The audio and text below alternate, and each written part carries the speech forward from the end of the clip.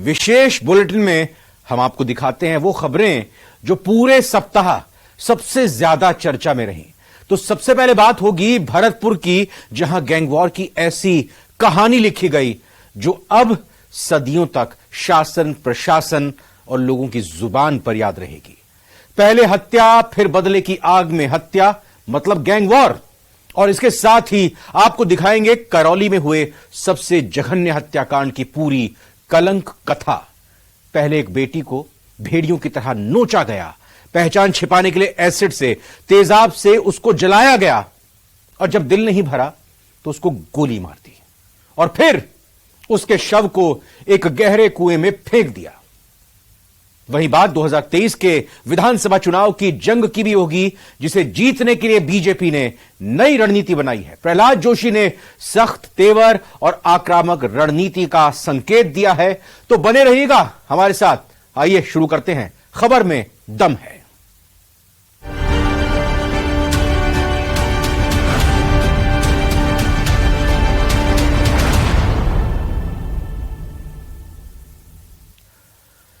भरतपुर में गैंगवॉर की ऐसी कहानी लिखी गई जो अब सदियों तक शासन, प्रशासन और लोगों की जुबान पर याद रहेगी। पहले हत्या, फिर बदले की आग में हत्या, मतलब गैंगवॉर। और यह राजस्थान के लिए कोई नया नहीं है। केवल एक साल के अंदर गैंगवॉर की तीसरी सबसे बड़ी वारदात को अंजाम दिया गया। नागौर में हिस्ट्री शीटर संदीप शेट्टी की दिन दहाड़े हत्या हुई, गैंगस्टर राजू ठेहट की हत्या हुई, और अब गैंगस्टर कुलदीप जघीना की 7 से 8 पुलिसकर्मियों के सामने ही गोलियों से भूनकर हत्या कर दी गई, जिसने पूरे राजस्थान में सुरक्षा पर एक प्रश्न चिन्ह लगा दिया है। इस रिपोर्ट को देखते हैं। भरतपुर में आतंकी हमले जैसी फायरिंग,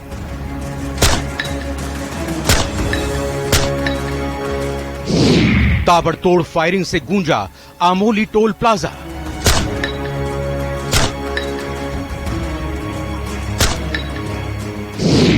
कुख्यात गैंगस्टर कुलदीप जघीना की हत्या।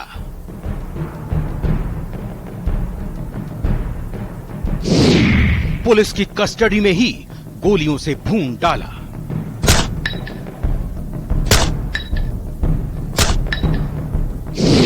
रोडवेज बस में यात्रियों के बीच मार डाला।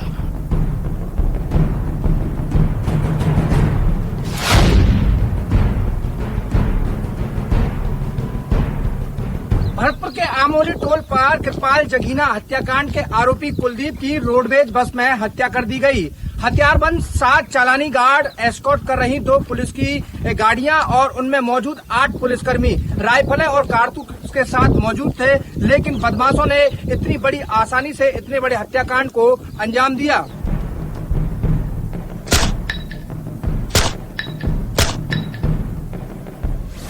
भरतपुर के आमोली टोल प्लाजा की ये तस्वीरें बहुत भयावह हैं। टोल प्लाजा पर खड़ी राजस्थान परिवहन निगम की बस में ताबड़तोड़ गोलियां चल रही हैं। एक के बाद एक गोलियों की तड़तड़ाहट से पूरे टोल प्लाजा पर हड़कंप मचा हुआ है। बाहर पुलिस मुस्तैद है और बस के अंदर यात्रियों के बीच गोलियां चल रही हैं। एक के बाद एक करीब 15 राउंड गोली चली। इतनी बड़ी वारदात को अंजाम दिया गया जिसका अंदाजा कभी किसी ने नहीं लगाया था। 7 पुलिस के जवानों के बीच रोडवेज में बैठे 2 अपराधियों को गोलियों से भून दिया गया, जिसमें कुलदीप जघीना की मौत हो गई और विजयपाल का अस्पताल में इलाज चल रहा है। इन 5 तस्वीरों से आप समझिए कि कैसे इस हत्याकांड को अंजाम दिया गया। जिस रोडवेज बस में कुलदीप को लाया जा रहा था, उसमें पहले से ही एक बदमाश मौजूद था जो पुलिसकर्मियों के पीछे वाली सीट पर ही बैठा था। वही पल पल की अपडेट दे रहा था। उसी के इशारे पर 11 बदमाश 15 मिनट पहले ही टोल प्लाजा पर पहुंच चुके थे और फिर इस वारदात को अंजाम दिया गया। 6 महीने से ही कुलदीप की हत्या की साजिश रची जा रही थी, जिसके तार जयपुर से भी जुड़े हुए हैं। बदमाश 15-20 मिनट पहले ही मौके पर पहुंच चुके थे और वह इधर उधर घूम रहे थे।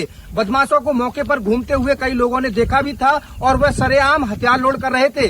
जैसे ही बस वहां आई तो बदमाश दहशत फैलाते हुए बस में चढ़े और फिर इस घटनाक्रम को अंजाम दिया। बदमाश इतने बेखौफ थे कि बिना चेहरा ढके वहां पहुंचे। टोल प्लाजा पर कई लोगों के सामने ऑटोमेटिक हथियारों को लोड किया। इतनी दहशत फैलाई कि घटना के कई घंटे बाद भी लोग सहमे हुए हैं। 5 मिनट तक गोलियों की आवाज जिसने भी सुनी, ऐसा लगा जैसे कोई आतंकी हमला हुआ हो। प्लानिंग इतनी पक्की थी कि किसी ने भी नहीं सोचा था कि ऐसा कुछ होने वाला है। 7 से 8 पुलिसकर्मियों को भी इसकी भनक तक नहीं लगी। हम सिलसिलेवार तरीके से समझाते हैं कि आखिर उस दिन हुआ क्या था। Sindhi camp bus stand Jaipur से दोनों को लेकर चली पुलिस। जयपुर से भरतपुर रोडवेज से पेशी के लिए ले जा रहे थे। 7 चालानी गार्ड दोनों बदमाशों को लेकर जा रहे थे। क्रेटा कार से आए 7 बदमाशों ने बस को रोका। भरतपुर महवा बॉर्डर के आमोली टोल पर रोकी गई बस। बस में बैठे कुलदीप और विजयपाल पर शुरू हो गई ताबड़तोड़ फायरिंग। बदमाशों ने पुलिस टीम पर मिर्च पाउडर झोंक दिया। ताबड़तोड़ फायरिंग से यात्रियों में हड़कंप मच गया। भरतपुर के आरबीएम अस्पताल में दोनों को लाया गया। आरोपी कुलदीप जघीना की इलाज के दौरान मौत हो गई।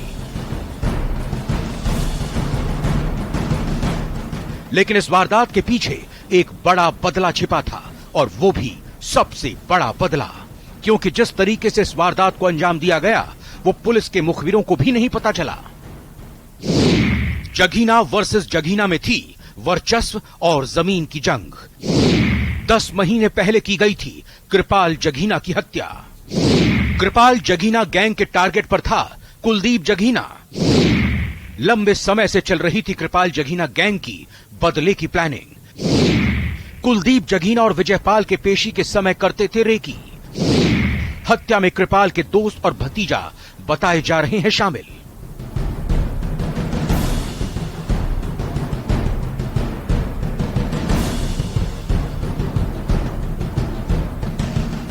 गोलीबारी के बाद पुलिस जब दोनों को आरबीएम अस्पताल लेकर पहुंची तो वहां मौजूद लोगों ने काफी हंगामा किया और पुलिस पर गंभीर आरोप लगाए। परिजनों ने काफी हंगामा किया, परिजन धरने पर बैठ गए। वहीं सूचना के बाद भरतपुर एसपी मृदुल कच्छावा ने तुरंत प्रभाव से खुलवाया जाम। मिली भैया पुलिस वाला रविंदर उनके वो दूसरी पार्टी वाले, उन्होंने पूरी पुलिस के साथ पहले ही धमकी दे चुके हैं। पहले भी धमकी दे चुके हैं। तो उनसे मिली भगत है। रविंदर सिंह है एक, उसने खुलेआम धमकी दी है, बाजार में कईयों से कही है कि तेरा भाई कुलदीप मर चुका है, और पहले ही सूचना दे दी उसने। उसको सब पता है, सब कुछ कौन मानने वाला है। पुलिस बिक चुकी है, पुलिस के सब काम पुलिस का हुआ है। अरे भाई जेल में डले हुए हैं, 1 साल उनको जेल में हो गया। पुलिस प्रशासन कोई भी कार्रवाई इस बेस पे क्यों नहीं कर रहा है? रविंदर ने किस तरीके से अधिकारियों को हैंडल कर रखा है, इसके पीछे कौन है, ये सब आपके माध्यम से हम पता लगाना चाहते हैं और आला अधिकारियों से पूछना चाहते हैं कि आप पे ऐसा क्या दबाव है, इस भाईचारे से ज्यादा क्या दबाव है? आप इस न्याय अन्याय की लड़ाई को क्यों नहीं समझ रहे हो? आप अन्याय का साथ क्यों दे रहे हो? बस हमारा हाथ जोड़ के प्रशासन से यही निवेदन है, यहाँ शांति से अपना भाईचारा बैठा हुआ है। जब तक पुलिस प्रशासन हमको इन मेन मुलजिमों से किसी की गिरफ्तारी नहीं देगा, हम इस सबको ना लेंगे और ना इसका पोस्टमार्टम होने देंगे। दरअसल जिस गैंगस्टर की हत्या की गई उसने बीजेपी नेता की हत्या की थी। भरतपुर में 10 महीने पहले 4 सितंबर 2022 को बीजेपी नेता कृपाल जघीना की हत्या की गई, जिस केस में कुलदीप और उसके साथी विजयपाल को आरोपी बनाया गया। पहले हम आपको वो मामला समझाते हैं, उसको समझिए। बीजेपी नेता कृपाल सिंह की 4 सितंबर 2022 को हत्या हुई थी। कुलदीप सिंह जघीना ने साथियों संग मिलकर की थी हत्या। हत्या के पीछे वजह पुलिस ने जमीनी विवाद को बताया था। कुलदीप सिंह, विजयपाल, हरपाल, वीरो, प्रभाव पर आरोप। शेर सिंह, मोना, सुधांशु गौड़, कौशल, योगराज पर भी आरोप।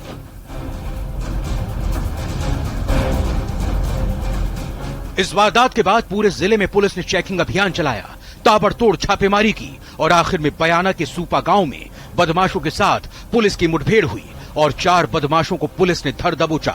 वहीं 2 अन्य आरोपियों को भी पुलिस ने गिरफ्तार किया है। वहीं फरार अन्य आरोपियों पर 25-25 हजार का इनाम घोषित किया है। दिनांक 12 जुलाई को जो घटनाक्रम हुआ था, उस घटनाक्रम के संदर्भ में 4 घटना में शुमार मुलजिम पहले ही पुलिस द्वारा गिरफ्तार किए जा चुके हैं। आज 2 अन्य मुलजिम अमनदीप तथा कुलदीप निवासी लुल्हारा थाना लखनपुर, इन 2 अन्य मुलजिमों को पुलिस द्वारा आगरा से दस्तयाब किया गया है। 1 साल के अंदर ये तीसरी बड़ी वारदात है। सितंबर 2022 को नागौर में हिस्ट्री सीटर संदीप सेठी की हत्या कर दी गई थी। संदीप को पुलिस कोर्ट में पेश कर रही थी। इसी दौरान बदमाशों ने उस पर फायर कर दिया था। दिसंबर 2022 को गैंगस्टर राजू ठेठ की उसके घर के सामने ही गोलियों से भूनकर हत्या कर दी गई थी।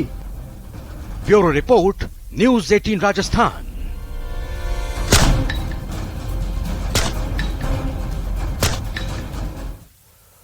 राजस्थान में एक के बाद एक आपराधिक घटनाओं ने पुलिस की सुरक्षा व्यवस्था पर सवाल खड़े कर दिए हैं। महिलाओं और लड़कियों पर बढ़ रहे अत्याचारों ने पुलिस के रवैये पर भी सवाल खड़ा किया है। देखिए इस खास रिपोर्ट में।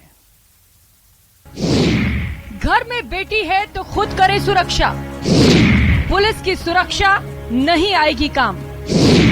करौली में बेटी को भेड़ियों ने नोचा, गैंगरेप, एसिड अटैक, हत्या और कुएं में फेंका।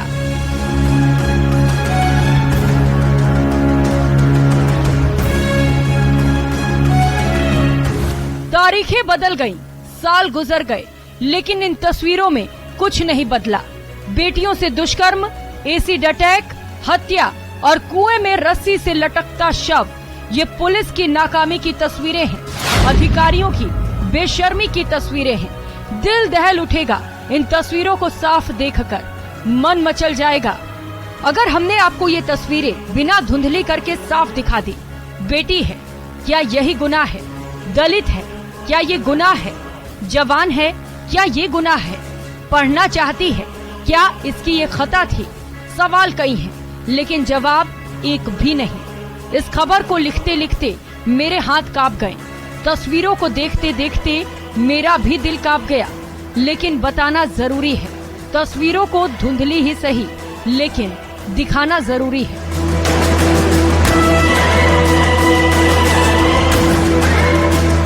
एक बेटी को पहले भेड़ियों की तरह नोचा गया, पहचान छिपाने के लिए एसिड से जलाया गया, दिल नहीं माना तो गोली भी मार दी और फिर उसकी लाश को एक गहरे कुएं में फेंक दिया गया। इस जघन्य हत्याकांड की ये तस्वीरें रूह हिला देंगी और पुलिस की सुरक्षा व्यवस्था पर सवाल खड़े कर रही हैं। मुंह में कपड़े डाले ताकि आवाज नहीं कर सके, उठाकर ले गए। जंगल में सामूहिक गैंगरेप किया, गैंगरेप सामूहिक बलात्कार किया और एसिड डाल दिया। अपहरण, गैंगरेप, एसिड अटैक और कुएं में डालने के कारण इसकी मौत हो गई। नादौती थाना क्षेत्र में भीलापाड़ा रोड पर एक कुएं से दलित युवती का शव मिलने से सनसनी फैल गई। सूचना पर पहुंची पुलिस ने युवती के शव को हिंडौन के जिला अस्पताल की मोर्चरी पहुंचाया, जहां मेडिकल बोर्ड से उसका पोस्टमार्टम करवाया गया। सूचना के बाद राज्यसभा सांसद डॉक्टर किरोड़ी लाल मीणा भी अस्पताल पहुंचे, जिन्होंने युवती के साथ पहले गैंगरेप और फिर एसिड डालकर हत्या करने और उसके बाद कुएं में फेंकने की आशंका जताई है। मांग है परिवार वालों की, हम भी उनके साथ हैं कि ये जो जघन्यतम अपराध किया है, एसिड अटैक का, गैंगरेप का, अपहरण का, उनको गिरफ्तार किया जाए शीघ्रातिशीघ्र और एक आर्थिक पैकेज 50 लाख का। आखिर भी कैसे पेट पालन करेगी, मजदूरी करता है, गरीब परिवार है। एक संविदा पे नौकरी और दोषी पुलिसकर्मी जिन्होंने लापरवाही बरती, उनके खिलाफ कार्रवाई।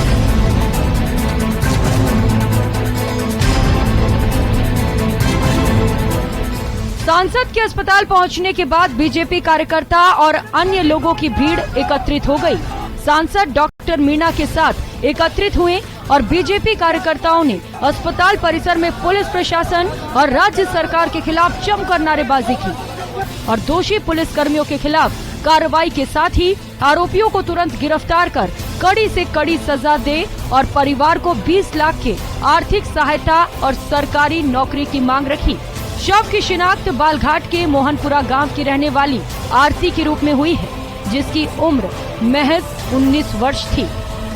मामला बढ़ने के बाद सांसद दिया कुमारी, रंजीता कोली और महिला आयोग की पूर्व अध्यक्ष सुमन शर्मा भी पुलिस मुख्यालय पहुंची और डीजीपी उमेश मिश्रा से मुलाकात के बाद ज्ञापन सौंपा, जिसमें बालिका का अपहरण और दुष्कर्म के साथ साथ हत्या में शामिल आरोपियों को शीघ्र गिरफ्तार करने की मांग की गई। लगातार राजस्थान में महिलाओं के जो जिस तरह से अपराध बढ़ा है, नाबालिग के साथ, महिला के साथ, जिस तरह से लगातार रेप के जितने इंसिडेंट्स बढ़े हैं, कम से कम 17 इंसिडेंट्स तो रिपोर्टेड इंसिडेंट्स हैं। उसके अलावा भी इतनी सारी घटनाएं होती हैं जो रिपोर्टेड नहीं होती। जिस तरीके से पुलिस प्रशासन का रवैया सही नहीं है। एक माँ को जो इंसाफ मिलना चाहिए थे उसके बेटी के प्रति, उन्होंने एफआईआर नहीं करी। क्यों नहीं करी? क्योंकि अगर वो करते तो निश्चित रूप से उनको न्याय मिलता। उसी बात को लेकर के हम लोग गए थे और डीजीपी साहब ने हमें आश्वासन दिया है। कितनी जल्दी हो सकता है ये आगे की बात। मैं तो कह रही हूँ कि घर में बेटियां सुरक्षित नहीं है।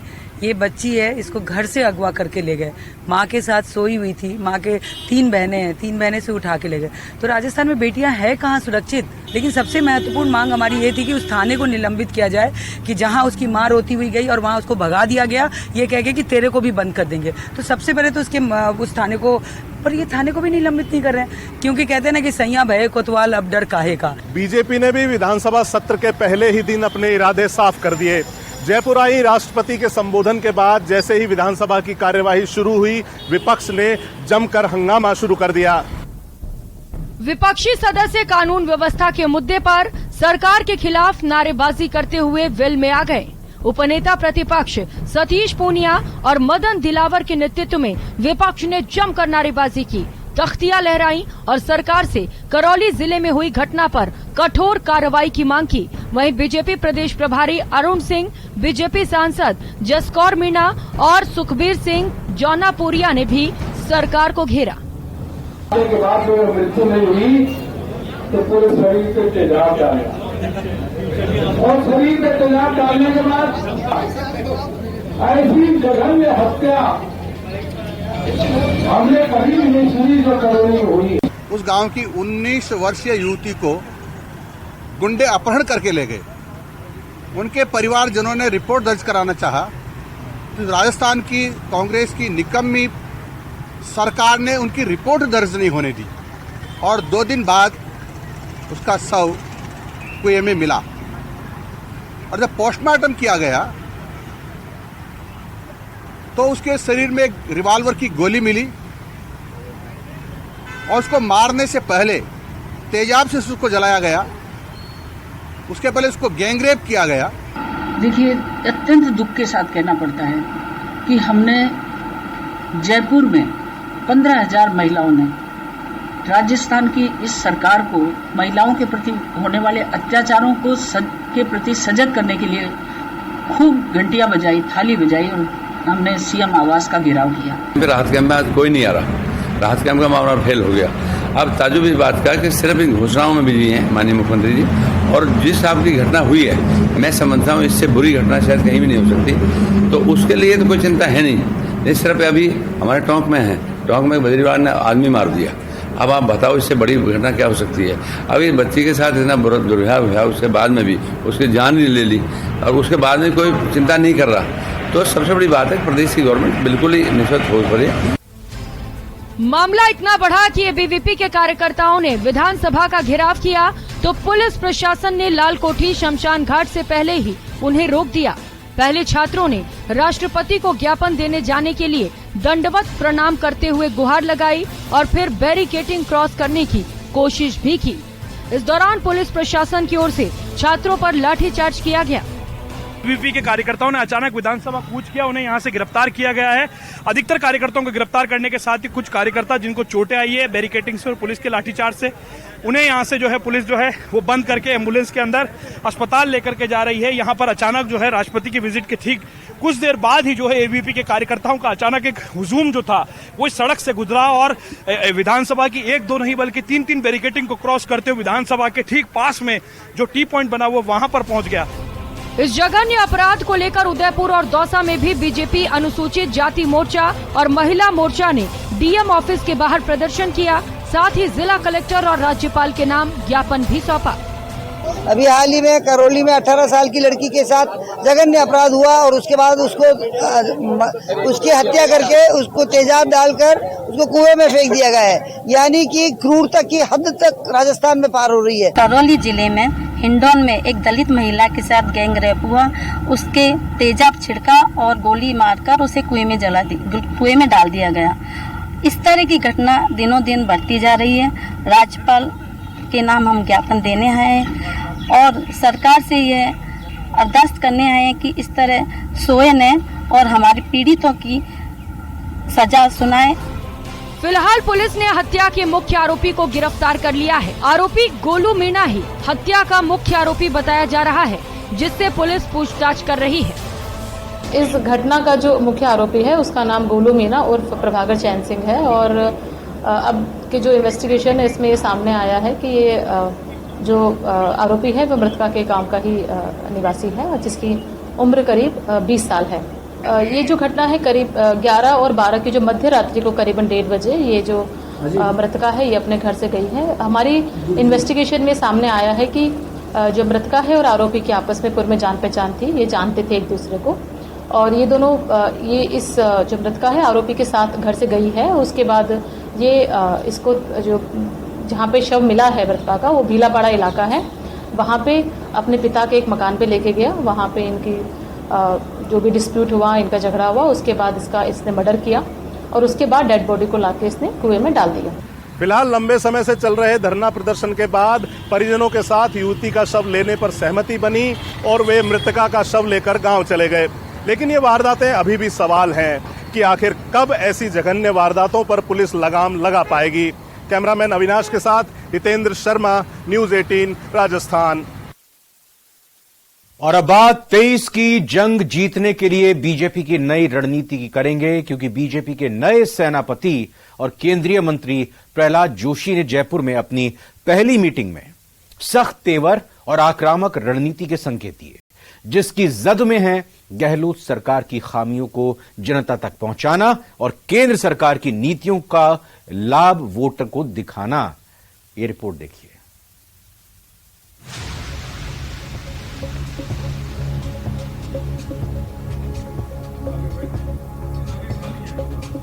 This has become the practice. ये तो एकदम प्रैक्टिस बने गए कांग्रेस पार्टी को, एक नेचुरल प्रैक्टिस, उनका डीएनए में आ गया ये। 23 की जीत के लिए नई रणनीति। कांग्रेस पार्टी का एक पहचान है, पहले वादा करना, बाद में भूल जाना। बीजेपी के नए सेनापति का ऐलान। महिला सुरक्षता के बारे में अगर कहना है तो महिला सुरक्षता सारे देश में, अगर महिला असुरक्षता, insecurity of woman if it is anywhere there highest to the highest extent, वो राजस्थान में है।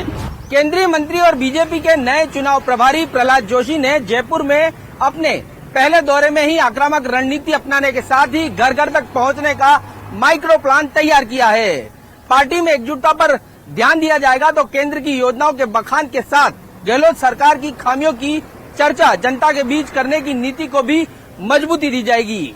वहीं सभी को साथ में लेकर 2023 में जीत का मंत्र प्रहलाद जोशी के जयपुर दौरे का सबसे बड़ा संदेश है। इतना देने के बावजूद भी after giving all these things to the state, ये जो वादा कर रहे, झूठा वादा कर रहे, जो कुछ भी लास्ट टाइम वादा किया था वही उन्होंने पूरा नहीं किया। राजस्थान में बीजेपी ने अपना चुनावी प्लान अब थोड़ा बदल लिया है। पूर्व बीजेपी अध्यक्ष सतीश पूनिया की ओर से पूरे प्रदेश में बूथ तक बीजेपी को पहुंचाने के लिए शुरू किए गए पन्ना प्रमुख अभियान में अब टोली की भूमिका जोड़ी गई है। चुनाव प्रभारी प्रहलाद जोशी ने जयपुर में पहली मीटिंग के दौरान पार्टी कार्यकर्ताओं को नया टास्क दिया है। प्रदेश में जितने पन्ना प्रमुख हैं, वो अब 5 लोगों की टोली बनाएंगे। कार्यकर्ताओं और पदाधिकारियों को इस बाबत साफ निर्देश दिए गए हैं कि वोटर्स को पार्टी से जोड़ना है। अब सतीश पूनिया के काम को ही आगे बढ़ाते हुए सीपी जोशी की निगरानी में ये अभियान शुरू होगा। इसके लिए जल्द ही जिलेवार नेताओं की जिम्मेदारी तय कर दी जाएगी। साथ ही पार्टी गहलोत सरकार के खिलाफ जनता को जगाने के अपने अभियान को और मजबूती देने जा रही है। चुनाव प्रभारी ने कांग्रेस पर वादा खिलाफी का नया आरोप लगाकर पार्टी को एक और बड़ा मुद्दा दे दिया है। 19,000 से ज्यादा फार्मर्स का लैंड ऑक्शन में आ चुका है। इनके झूठे वादे के कारण only for because of his false promise आज 19,000 फार्मर्स संकट में खड़े हुए हैं।